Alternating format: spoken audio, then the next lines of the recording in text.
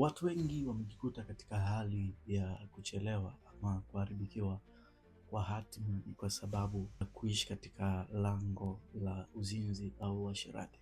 Kuna watu ambao hatima zao zimeharibika.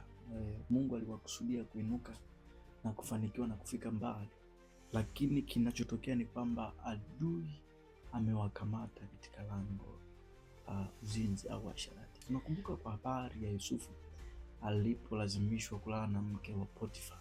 Biblia inasema Yusufu akamkimbia mke wa Potifa, na mke wa Potifa akamsingizia Yusufu kwamba amembaka. Lengo lilikuwa ni nini? Yusufu alikuwa amebeba hatima kubwa, na ile hatima kubwa adui alikuwa anaiwinda kupitia mke wa Potifa. Mke wa Potifa alikuwa ni mwanamke mzuri sana wa kutamanisha, na mzuri wa sura, mzuri wa umbo na kadhalika, lakini Yusufu aliangalia hatima aliyoibeba. Wengi wa watu walipoingia katika uzinzi ni kwa sababu hawakujijua wao ni kina nani. Ndio maana leo wanajikuta katika mikwamo, katika vizuizi, katika kuchelewa, katika kuhangaika. Kwa nini? Ni kwa sababu waliposhiriki uzinzi, waliposhiriki tendo la ndoa nje na ndoa, kinachotokea ni nini? Kinachotokea ni uharibifu wa hatima. Hatima za wengi zimeharibika, hatima za wengi zimechelewa, hatima za wengi zipo gizani. Ni kwa sababu ya kupenda uzinzi. Unafurahia uzinzi kwamba nisipofanya I'm not okay. I want to tell you, katika hali ya kufurahia uzinzi ni katika hali ya kuuza hatima yako.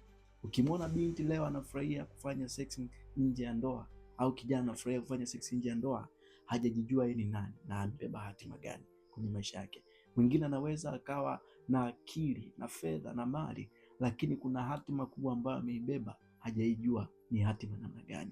I want to tell this, maisha tulionayo mabinti, vijana, wa baba na wa mama, ni lazima ujue kwamba uzinzi unaua hatima ya vitu vingi sana, kuanzia biashara, kuanzia uchumi, kuanzia kazi, elimu, ndoa, hata huduma.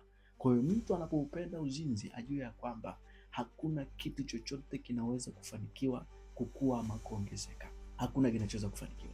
Kuna wengine watasema ninafanya leo, kesho nitatubu. I want to tell you, siku ambayo unaenda kushiriki habari ya uzinzi au uasherati ndio siku ambapo unauza nguvu zako zote. Tunajifunza kwa Samson kwenye kitabu kile cha Waamuzi, tunamwona Samson anauza nguvu zake kwa sababu ya kupenda uzinzi au uasherati. Mtu yoyote aliyetembea kwa hisia huuza hatima yake, iwe ni biashara, iwe ni uchumi, iwe ni kazi, iwe ni ndoa.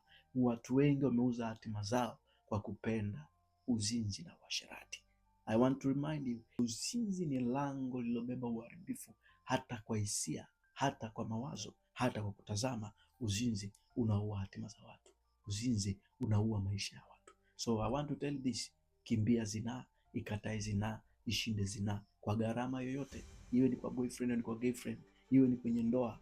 Kataa, pinga habari ya uzinzi. Unaharibu kusudi na mpango wa Mungu kwenye maisha yako. God bless you. Amen.